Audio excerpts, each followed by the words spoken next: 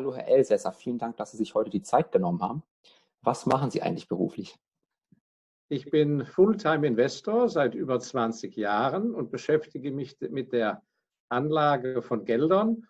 Und meine Spezialität ist, dass ich einmal sehr konservativ und langfristig denkend bin, aber gleichzeitig hasse ich das Wort Vermögensverwaltung, sondern ich versuche, ein Vermögensvermehrer zu sein.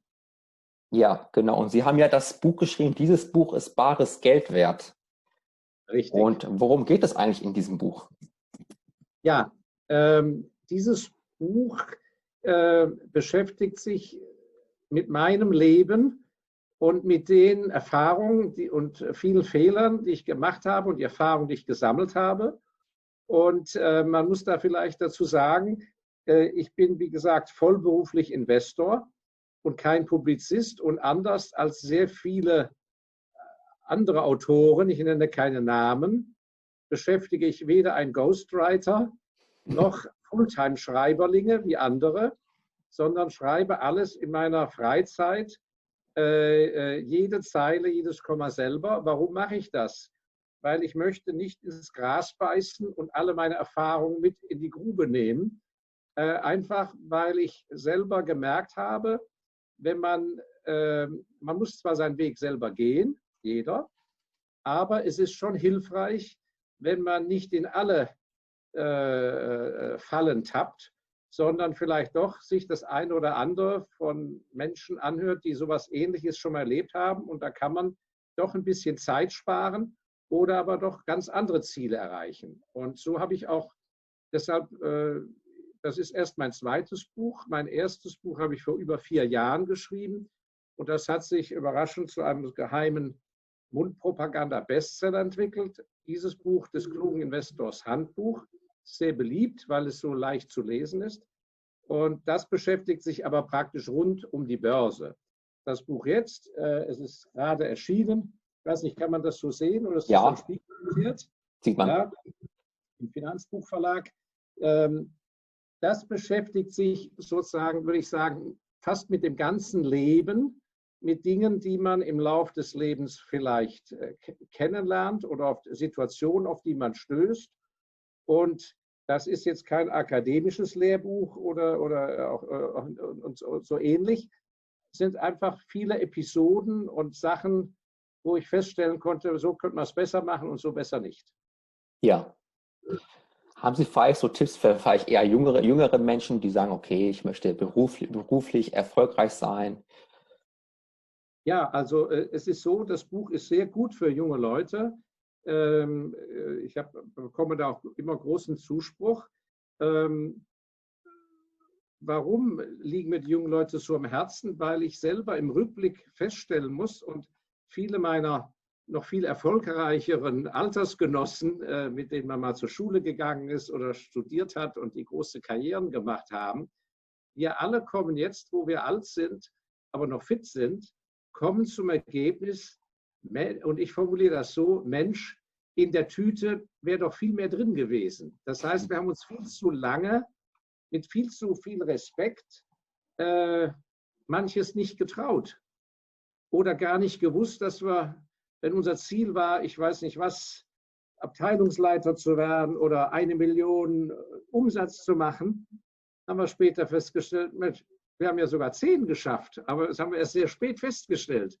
Also ich bin, abgesehen davon, dass ich mich als Vermögensvermehrer versuche, tätig zu sein, betrachte ich mich als einen realistischen Optimisten und ich bin ein Mutmacher. Ich möchte allen wirklich Mut machen, auch mit diesem Buch, denn ich habe es selber erlebt, dass man auch von liebenden Menschen oft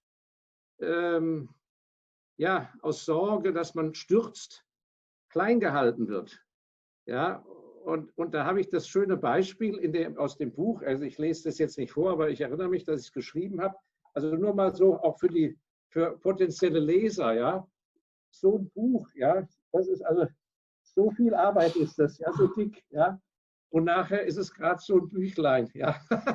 Also es steckt in diesen kleinen Büchern, die super leicht zu lesen sind, ja, gar kein Lehrbuch, einfach so, als wenn ich daher so erzähle. Ja, Also habe ich dieses schöne Beispiel, wie ich mit meinem Onkel daher spaziert bin, so als 12-Jähriger oder 13-Jähriger. Und ich habe immer schon so große alte Häuser, so Landhausstil. Aus irgendeinem Grund habe ich die immer schon toll gefunden. Wahrscheinlich, weil wir nicht so eins selber hatten, aber ich hätte gern so eins gehabt. Und da sind wir mit meinem Onkel spaziert, da kamen wir genau in so einem Haus vorbei, in so einem klassischen Villenviertel. Ich sage jetzt nicht, an welchem Ort es war und wer da wohnte. Und dann habe ich so völlig, wie man das so als Junge ohne Filter, habe ich gesagt, Mensch, Onkel, in so einem Haus, da werde ich auch mal wohnen. Und dann hat der Onkel, anstatt dass er gesagt hätte, ja genau, also so hätte ich das jetzt zu meinen Söhnen gesagt, habe ich gesagt, super Idee, da musst du aber jetzt mal ganz schön reinhauen oder da musst du mal in deiner Karriere mal überlegen, wie du da hinkommst. Da musst du ja ein bisschen mal ganz schön was sparen, bevor du so ein Ding dir leisten kannst. Was sagt der Onkel zu mir? In so ein Haus kommst du sowieso nur rein, wenn du die Tochter des Hauses heiratest. Ja, also war ja nett gemeint vom Onkel, so als halber Scherz. Aber die Tatsache, dass ich das heute noch weiß, zeigt, wie sehr mich das beschäftigt hat. Denn de facto hatte der Onkel zu mir als sehr jungem Menschen gesagt, das schaffst du nicht. Ja, da musst du in eine andere Klasse reingeboren sein. Ja, du gehörst nicht zu denen da oben. Und das hat mich so Zeug, so dumme Sprüche, alleine aus der Familie. Ich habe eine sehr gute Familie gehabt. Ja, ich beschwere mich nicht. Hat mich enorm beschäftigt. Auf der anderen Seite, ich hatte das Glück, ich hatte gutes Selbstbewusstsein und das würde ich jedem anraten und das schreibe ich dann auch im Buch, wie man zum Beispiel so Zeug aus der Familienprägung überwinden kann. Und auf der anderen Seite zeige ich auf, wie stark eine Familie auch sein kann und dass man Familienbindungen und Verbindungen auch sehr gut mehr nutzen sollte. Ja, also in vielen Familien ist sehr viel Gutes, aber in anderen Familien ist es auch so, wenn einer wirklich Visionen hat, dann muss er auch die Kraft haben, sich davon zu lösen. Und das weite ich dann aus, das ist so ein Einstiegskapitel, weite ich aus. Das Gleiche gilt dann auch zum Thema Freunde. Ja, Freunde können etwas Wunderbares sein, können aber auch, wenn man im Aufstieg ist, sehr hinderlich sein. Und das werden junge Leute merken, wenn dann so die erste Ausbildung vorbei ist, beginnen die ersten Berufsschritte und nicht immer findet man die richtige Unterstützung in einem Freundeskreis, beziehungsweise häufig muss man auch mal überlegen, ist das denn wirklich ein Freundeskreis, den ich da habe? Und ich meine jetzt nicht, und das schreibe ich auch, dass das absolute Privileg ist, wenn man aus dem Sandkasten, aus der Grundschule, aus der Schule Freundschaften ein Leben lang pflegen kann. Das ist was ganz Wunderbares, weil das ist, ich würde sagen, das steht über allem. Ja, da wird alles verziehen und da ist auch nichts Bösartiges, wenn man diese pflegt. Aber nicht alle Menschen haben das Glück oder das Talent. Ich habe das zum Beispiel nicht so gut gemacht. Ich habe im Laufe meines Lebens, weil ich halt so viel durch die Welt gezogen bin, habe ich eben aber halt dann solche Uraltverbindungen nicht gepflegt oder ich war vielleicht auch zwischendrin zu arrogant und zu eingebildet, war ich schön dumm. Ja. Genau. Sie sind ja auch Value Investor. Ja. Und wie gehen Sie da eigentlich vor? Also wenn Sie jetzt sagen, okay, ich möchte jetzt investieren, dann machen Sie wahrscheinlich so eine Art Fundamentalanalyse. Kann man sich das so vorstellen? Ja, also ein Value Investor ist natürlich so ein Schlagwort. Was damit gemeint ist, dass man sich nicht darauf orientiert, welcher Börsenkurs wann jetzt am schnellsten steigt oder dass man sein Gehirnschmalz nicht darauf verwendet, was macht die Börse wohl in den nächsten 6 Monaten, weil das hängt von der Massenpsychologie zusammen. Das beschreibe ich sehr gut, also wenn Sie es ansprechen, das beschreibe ich sehr gut in meinem ersten Buch. Das sieht so aus, das Kluginvestors Handbuch. Da ist das Einstiegskapitel, bin ich Spekulant oder Investor? Und das Wort Spekulant hat so einen etwas negativen Beigeschmack und keiner sagt das gerne, dass er ein Spekulant ist. Aber die meisten Menschen sind Spekulanten. Und früher, es gab ja den Buchautor André Costolani, dessen Bücher auch immer noch verlegt werden, ist schon lange tot. Das war ein sehr guter Börsenpsychologe und der hatte als offizielle Berufsbezeichnung, ich glaube sogar in seinem Reisepass, Spekulant. Also ein Spekulant im Gegensatz zum Value Investor. Was ist der Unterschied? Der Spekulant muss sein ganzes Talent entwickeln, sein Know-how, sein Fingerspitzengefühl über die Einschätzung, wie reagieren die Märkte, also die Finanzmärkte, die Kurse auf gewisse Ereignisse, weil nicht immer ist es ja so, dass wenn schlechte Zeiten vor einem sind, dass die Börsenkurse daraufhin fallen. Das muss gar nicht sein. Auch als die Weltkriege begonnen haben, stiegen die Kurse erstmal. Also das kann man sich antrainieren und erfordert eine gewisse Hirntechnik. Der Value Investor im anderen Extrem muss sich beschäftigen mit den Firmen, die hinter der Kursnotierung stehen. Also er betrachtet nicht die Aktie, sondern die Firma so, als wenn er die ganz kaufen wollte. Oder der Großonkel sagt zu Ihnen, Herr Burkhoff, mein lieber Bub, so, du kannst wählen, kannst die Firma Beiersdorf haben, die stellt Nivea-Creme her und Tesafilm, oder kannst die Firma, ich weiß nicht was, RWE haben, die macht Strom. Ja, so. Und dann eins kannst du haben, kriegst geschenkt, den ganzen Laden. Ich habe keine Kinder, ich vererb's dir. So muss man sich mit beschäftigen, welche Firma hat, sagen wir, die besten Marken, welche Marktanteile, verdient die Firma mit ihren Marktanteilen und bei den Kunden auch genug Geld, weil die Kunden sind ja nur bereit, einen gewissen Preis zu akzeptieren, der sich meistens der Markt etabliert hat und. Gefallen einem die Wachstumsaussichten, dann guckt der Value Investor natürlich darauf, was ist da für ein Management, ja, was für eine Geschäftspolitik betreiben die, wenn die seit 100 Jahren Kekse herstellen und dann kaufen die jetzt plötzlich ein Autohaus dazu, dann bin ich als Value Investor sehr beunruhigt. Wenn die wenn die von Süßwaren noch zusätzlich Salzgebäck dazu nehmen, um Gottes Willen, Salz ist was anderes. Salziges zu vermarkten ist was anderes als Süßes zu vermarkten und so weiter und so fort. Und dann schaut er sich natürlich die Bilanzen an. Und das ist in meinen Augen, ich nenne das Quality Value Investing der modernen Art. Die alten Value Investoren hatten ganz strikte Regeln, dass sie gesagt haben, an der Börse darf, was weiß ich, der Kurs nicht höher als der 10-fache Jahresgewinn sein, also das 10-fache PE auf Englisch oder 10-fache KGV auf Deutsch oder nicht mehr als der einfache Buchwert oder nur der halbe Umsatz und so weiter und so fort.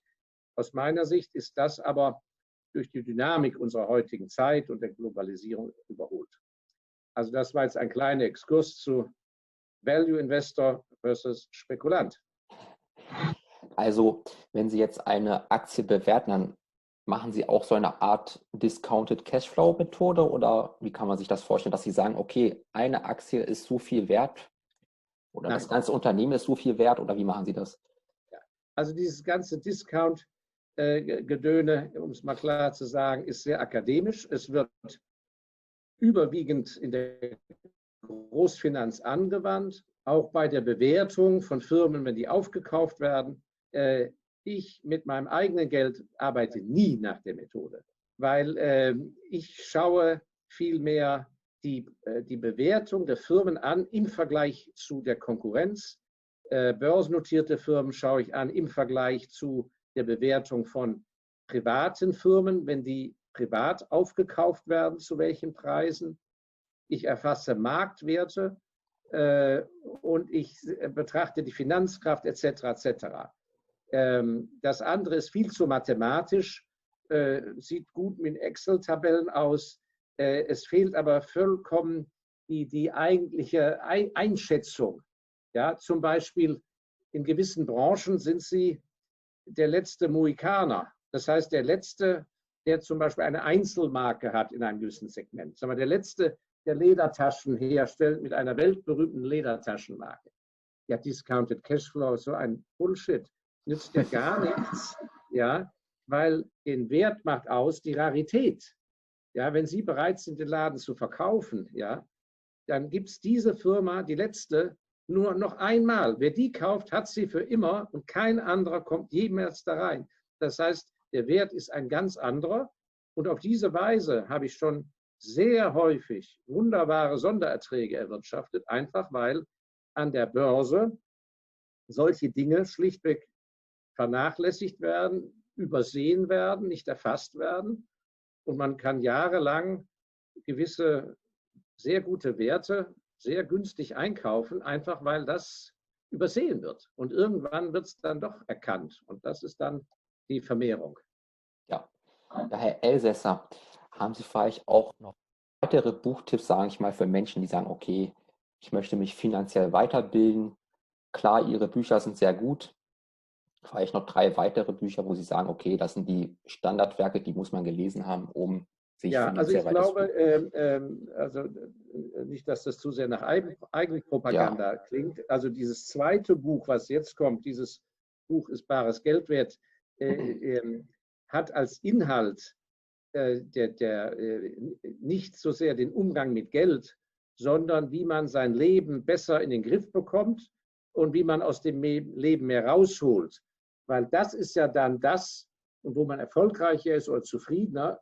Und in dieser Ausgeglichenheit und mehr Erfolg und sein Potenzial verwirklichen, das führt ja dann erst zu dem Kapital, was man dann überhaupt vermehren kann. Also insofern ist das die Basis. Was ich sehr empfehlen würde, wären keine akademischen Bücher.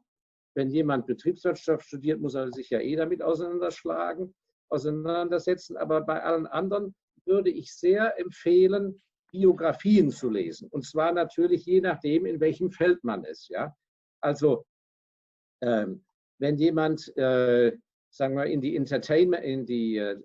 Entertainment-Branche sich entwickeln möchte, da würde ich alles lesen, was ich kriegen kann von allen Gründern von Filmstudios. Ich habe bestimmt weit über 1000 Biografien in meinem Leben gelesen.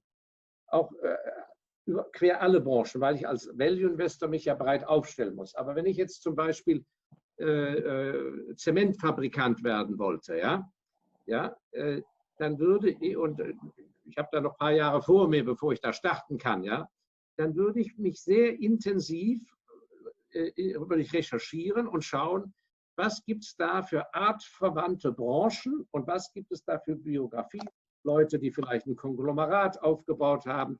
Gibt es irgendwelche Berichte über die Firma Schmidt-Heiny, das waren die Begründer der Firma Holcim, die heute fusioniert ist mit Lafarge, Holcim Lafarge. Auch hinter den allergrößten Konzernen, darf man nicht vergessen, standen noch vor relativ kurzer Zeit, also nicht 1600, 1700, sondern noch vor 50 Jahren oder vor 80 Jahren, das ist nicht lange her, standen Gründer, Persönlichkeiten, Familien. Und diesen Spirit, diesen Pionierspirit aufzugreifen, den kriegt man sehr gut und ganz preiswert über Biografien mit. Wenn das Buch dann nachher langweilig wird, wenn alles gut läuft, kann man das Buch ja zumachen.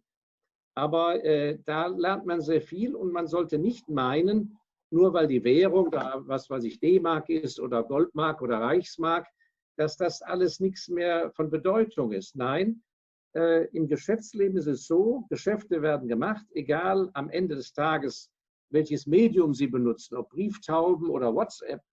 Am Ende sind es Menschen und die Psyche der Menschen.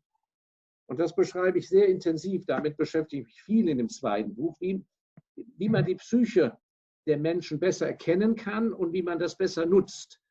Weil nur wenn Sie Ihr Gegenüber richtig einschätzen können, wenn Sie mit dem richtig umgehen können, wenn Sie den Mist, der auf Sie abgeladen wird, wenn Sie richtig analysieren können, warum lädt der Mist auf mich ab, das ist, was am Ende Sie erfolgreich macht. Und ich selber war am Anfang, als ich sehr jung war ich viel zu dünnhäutig zum Beispiel. Viel zu dünnhäutig. Man muss viel cleverer sein und es ist gar nicht so schwer. Deshalb ist das Buch an sich ein ideales Buch, was sich ein junger Mensch schenken lassen sollte. Wegen mir kostet ja auch nur, glaube ich, 14,90 €. Und wenn er es gelesen hat, bin ich sicher, dass er in seiner Familie es seinem Vater weiterreicht oder seiner älteren Schwester oder seinem Onkel, der vielleicht unter einem furchtbaren Chef leidet. Oder der Vater, wo er weiß, der bangt um seine Beförderung. Oder der Vater tut sich schwer, soll er sich jetzt selbstständig machen. Oder Existenzängste. Da kriegt man Antworten drauf. Also ich weiß, es hört sich etwas arg an, als wenn ich mit der eigenen Fahne schwenke, aber es ist so. Ja, Herr Elsässer, vielen Dank. Man findet Sie ja auch in den sozialen Medien auf YouTube und das sind ja sehr gut unterwegs. Ja, wir machen seit der Corona-Krise, da haben einfach so viele appelliert, weil vorher hatte ich immer so ein 2-Minuten-Video, einfach nur mit einer kleinen Idee. Und das war recht auch beliebt, aber doch ein relativ kleiner Kreis. Und als dann die Corona-Angst kam und die Kurse im März runtergingen, da haben so viele von meinen Fans appelliert und gesagt, Mensch, Elsässer, du musst jetzt mal irgendwie Flagge bekennen oder die Leute erwarten das einfach. So ist auch das zweite Buch entstanden vorher, dass Leute gesagt haben, Mensch, du hast so viele Erzählungen und am Rande von Vorträgen, wenn wir uns unterhalten haben, so Zuhörer und dann haben die gesagt, Mensch, Elsässer, sowas müssten Sie doch mal schreiben, nicht nur über die Börse, sondern diese Geschichten aus dem realen Leben. Und ja, und so haben wir das jetzt beibehalten, dass wir freitags uns irgendwas ausdenken und manchmal zu Geld, manchmal zu so Erfolg, Mentor und so weiter. Und ja, bisher irgendwo scheinbar ist immer mal eine Idee dabei, die der eine oder andere gebrauchen kann. Und ich möchte da jeden ermutigen. Es ist einfach so, wir müssen alle mit der Zeit leben, die einem serviert wird. Und da auch, wo man hingeboren ist. Ja, der eine wird in Pakistan, in Karachi geboren, ein anderer wurde in Deutschland im Ersten Weltkrieg geboren. Dem kann man sich nicht entziehen. Natürlich, man kann in ein anderes Land gehen oder was auch immer, aber man ist immer im Teil des Zeitgeschehens.